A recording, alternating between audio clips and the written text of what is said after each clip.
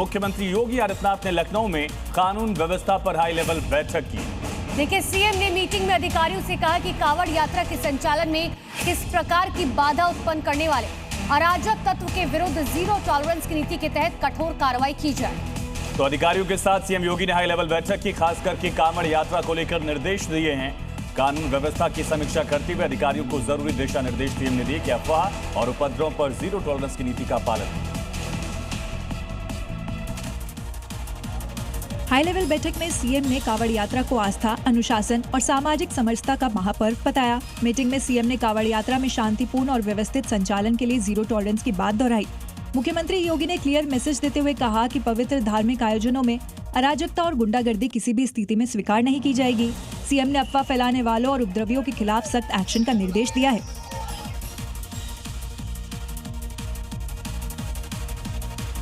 UP के CM Yogi Adityanath ने बाढ़ प्रभावित जिलों के जिलाधिकारियों के साथ भी बैठक की। सीएम ने 8 जनपद के डीएम को निर्देश दिया, बाढ़ प्रभावित क्षेत्रों में राहत कार्य तेजी से किया जाए। हर बाढ़ प्रभावित इलाके में हर गांव तक सहायता पहुंचाई जाए। साथ ही नदियों के तटबंधों की कटान को रोकने के लिए तत्काल प्रभावी कदम उठाने के निर्देश दिए गए। लखनऊ में मुख्यमंत्री योगी आदित्यनाथ ने बाढ़ से बचाव और राहत कार्यों की समीक्षा की। इस मीटिंग में सीएम ने अधिकारियों को जिलों के हिसाब से योजना बनाने के निर्देश दिए। बाढ़ प्रभावित 8 जनपदों के जिला अधिकारियों के साथ समीक्षा बैठक में सीएम ने राहत काम में तेजी लाने के निर्देश दिए। मीटिंग के दौरान सीएम योगी ने कहा कि किसी भी बाढ़ प्रभावित परिवार को सरकारी सहायता के लिए इंतजार न करना पड़े। और चलिए अब बढ़ते आगे। यूपी के मुख्यमंत्री योगी आदित्यनाथ ने राज्य की यूथ पॉलिसी का रिव्यू करने के लिए एक मीटिंग की अध्यक्षता की है। तो मीटिंग में रोजगार, स्किल डेवलपमेंट, स्टार्टअप और युवाओं को मजबूत बनाने पर ध्यान दिया गया। सीएम योगी आदित्यनाथ ने शिक्षा, कौशल विकास और रोजगार को प्राथमिकता देते हुए नई योजनाओं की घोषणा भी की है। नई युवा नीति, जिसके तहत उत्तर प्रदेश के युवाओं के लिए एक एकीकृत पॉलिसी तैयार करने की। लखनऊ में मुख्यमंत्री योगी आदित्यनाथ ने प्रदेश की नई युवा नीति को लेकर एक हाई लेवल रिव्यू मीटिंग की। बैठक में सीएम ने अधिकारियों को निर्देश दिए कि उत्तर प्रदेश की नई युवा नीति युवाओं की उम्मीदों और जरूरतों के हिसाब से तैयार की जाए। इस नई नीति का लक्ष्य प्रदेश की युवा शक्ति को आत्मनिर्भर, सक्षम और भविष्य की चुनौतियों के लिए पूरी तरह से तैयार बनाना है। इतना ही नहीं, युवाओं के विकास के लिए एक स्वतंत्र विशेष आयोग बनाया जाएगा। ये आयोग युवाओं के कल्याण से जुड़ी योजनाओं की रूपरेखा तय करेगा। यूपी के मुख्यमंत्री योगी आदित्यनाथ आज अम्बेडकर नगर जिले के दौरे पर रहेंगे। सीएम योगी जिले को 700 करोड़ रुपए से अधिक की सौगात देंगे। सीएम एक जनसभा को भी संबोधित करेंगे।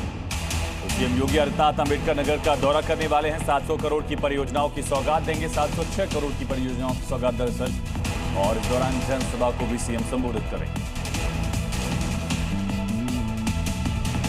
अम्बेडकर नगर वासियों को सीएम योगी की तरफ से आज मेगा सौगात मिलेगी। सीएम योगी 706 करोड़ की 194 विकास परियोजनाओं का लोकार्पण और शिलान्यास करेंगे। इन परियोजनाओं से जिले में सड़क, शिक्षा, स्वास्थ्य सहित कई क्षेत्रों में विकास को गति मिलेगी। मुख्यमंत्री आलापुर में सामाजिक समरसता के वाहक बाबा गोविंद साहब की तपोस्थली पर माथा टेकेंगे। यहाँ सीएम एक जनसभा को भी संबोधित करेंगे। और यूपी में विधानसभा चुनाव में अभी वक्त है, लेकिन बावजूद इसके राजनीतिक पार्टियां अभी से ही सियासी गुणाभाग करने में जुट गई हैं। और इसी कड़ी में यूपी में बीजेपी ने अपना चैलेंजर बदल लिया है। यानी अब यूपी में बीजेपी समाजवादी पार्टी की जगह सीधे तौर पर कांग्रेस को टारगेट करेगी। उसके लिए पूरा प्लान तैयार किया गया, जिसके तहत बीजेपी ने तिरंगा यात्रा विभाजन विभीषिका का मुद्दा उठाएगी। साथ ही संत रविदास समरसता संकल्प अभियान के तहत जात पात पर कांग्रेस को घेरेगी।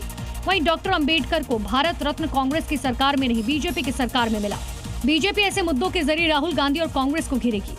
दरअसल कांग्रेस ने चढ़ावा चोरी जैसे मुद्दे को हाईजैक करते हुए सीधे तौर पर सरकार को निशाने पर लिया। यूपी चुनाव के मद्देनजर प्रियंका गांधी की अगुवाई में यूपी कांग्रेस के सांसद किशोरी लाल शर्मा, इमरान मसूद, इमरान प्रतापगढ़ी के बीच बैठक हुई, जहां आगे की रणनीति पर चर्चा हुई।